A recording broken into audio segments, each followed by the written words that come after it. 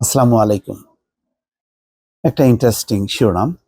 যুক্তরাষ্ট্রের পররাষ্ট্রমন্ত্রী ব্লিংকেন বলছেন, পরিকল্পনা ছাড়া গাজা যুদ্ধে জিততে পারবে না ইসরায়েল। যেই মার্কিন যুক্তরাষ্ট্র আহ, বিলিয়ন বিলিয়ন ডলার ব্যয় করছে ইসরায়েলের পেছনে, অস্ত্র সরবরাহ করছে, সেই দেশের পররাষ্ট্রমন্ত্রী বলছেন যে গাজা যুদ্ধে জিততে পারবে না। আসলে জেতার কথাও না, এখানে কিছু মানুষ মারা যাবে, এইটুকুই হবে। কিন্তু এই যুদ্ধে জেতা কোনোদিনও সম্ভব না। এবং গত 70-72 বছরেও ইসরায়েল কখনো আসলে জেতেনি। সেটা হচ্ছে তারা মানুষ মারছে, কিন্তু মানুষ মেরে কোনো সমাধানে পৌঁছানো, এটা ইসরায়েলের পক্ষে সম্ভব না। আরব বিশ্ব এটা কোনোদিনও মেনে নেবে না। তাহলে প্রশ্ন হচ্ছে, যে যুদ্ধে ইসরায়েল জিতবে না, সেই যুদ্ধে কেন মার্কিন যুক্তরাষ্ট্র বিলিয়ন বিলিয়ন ডলার ব্যয় করছে? এটা তো একটা প্রশ্ন। তো সেই প্রশ্নেরও আসলে কোনো উত্তর নেই। মার্কিন যুক্তরাষ্ট্র আহ, তারা যে কোনো মূল্যে ইসরায়েলকে রক্ষা করবে, এটা হচ্ছে তাদের একেবারে, সেই ডেমোক্র্যাট হোক আর রিপাবলিকান হোক, যারাই মার্কিন যুক্তরাষ্ট্রের রাজনীতি নিয়ন্ত্রণ করবে বা শাসন ক্ষমতায় থাকবে, তাদের একটা দৃঢ় কমিটমেন্ট। সেখান থেকে না বাইডেন সরে আসছে, না ট্রাম্প সরবেন। গাজা যুদ্ধ পরবর্তী ইসরায়েলের প্রস্তুতি না থাকা নিয়ে আবারও সতর্ক করলো মার্কিন যুক্তরাষ্ট্র। এই অঞ্চলে কিভাবে সরকার প্রতিষ্ঠিত এবং পরিচালিত হবে সে বিষয়ে জানতে যুক্তরাষ্ট্র প্রশ্ন তুলছে। আল জাজিরার এটি খবর।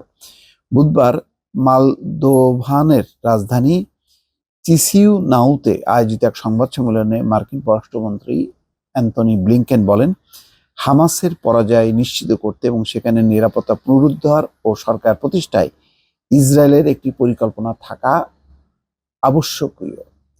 সাংবাদিকদের তিনি বলেন, এই ধরনের একটা পরিকল্পনা ছাড়া সামনের দিকে এগোনো সম্ভব না। এছাড়া গাজায় হামাসের সামরিক সক্ষমতা গুঁড়িয়ে দিতে ইসরায়েল সত্যি সফল হয়েছে। একই সঙ্গে তিনি আবার বলছেন, গাজার ভবিষ্যৎ নির্ধারণে ইসরায়েলকে এককভাবে দায়ী করা উচিত নয়। যুদ্ধ পরবর্তী গাজা নিয়ে ইসরায়েলের পরিকল্পনা না থাকার বিষয়ে ব্লিংকেন বলেন, এর অর্থ হলো হামাস আবার গাজার নিয়ন্ত্রণ নেবে, যা অপ্রত্যাশিত। এই অবস্থায় মার্কিন যুক্তরাষ্ট্র গাজা নিয়ে ইসরায়েলকে পরিকল্পনা করার বিষয়ে চাপ দিচ্ছে। তাদের দাবি, যুদ্ধের পর একটি সংস্কারকৃত ফিলিস্তিন কর্তৃপক্ষের মাধ্যমে গাজা পরিচালিত, অর্থাৎ হামাস নিয়ন্ত্রণ হারাবে, হামাস ধ্বংস হবে, তারপরে ফিলিস্তিনের মানে নতজানু একটা সরকার তারা প্রতিষ্ঠা করবে, যেই নতজানু সরকার ইসরায়েলের মদদ নিয়ে গাজা পরিচালিত করবে। এটা বাস্তবে আসলে সম্ভব না। কোনো ফিলিস্তিন জনগণ এই পরিস্থিতি মেনে নেবে না।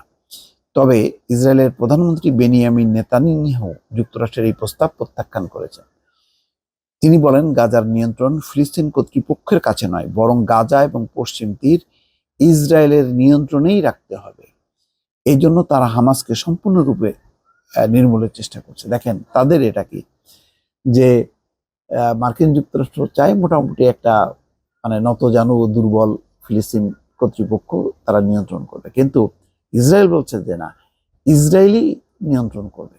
সম্পূর্ণ বিপরীত। অর্থাৎ তারা পুরো গাজা, তারপরে যে রাফা, সেই জায়গাগুলোতে যেখানে যে পশ্চিম তীর, সবকিছু তাদের নিয়ন্ত্রণে এনে তাদের প্রতিনিধিদেরকে দিয়ে এই অঞ্চলগুলো শাসন করবে। এই হচ্ছে তাদের শুধু প্রসারী পরিকল্পনা, যে পরিকল্পনার কারণে তারা নির্মূল করছে, অর্থাৎ মানে মানুষ মারতে মারতে মারতে একেবারে পঙ্গু করে তারপরে তারা এই পরিস্থিতিটা নিয়ন্ত্রণ করতে চায়, যেটা আসলে আন্তর্জাতিক সম্প্রদায় সমর্থন করবে না। যতই মার্কিন যুক্তরাষ্ট্র সমর্থন দিক না কেন, ইউরোপে ফিলিস্তিনের পক্ষে পাল্লা ভারী হচ্ছে। ইতিমধ্যে 3টি দেশ আনুষ্ঠানিক স্বীকৃতি দিয়েছে এবং আরো অনেকগুলো দেশ সেই লক্ষ্যে প্রস্তুতি নিচ্ছে। ফলে বিষয়টা এত সহজ হবে, যতই বেনিয়ামিন নেতানিয়াহু যাই চিন্তা করুক না কেন, মার্কিন যুক্তরাষ্ট্র যে পরিকল্পনাই করুক না কেন, বাস্তবে সেটি সমাধান হয়নি। যদি সমাধান হতো, তাহলে গত 70-72 বছর ধরে ফিলিস্তিনিরা এই লড়াই চালিয়ে যেত না। দর্শক, ভালো থাকবেন। আল্লাহ হাফেজ।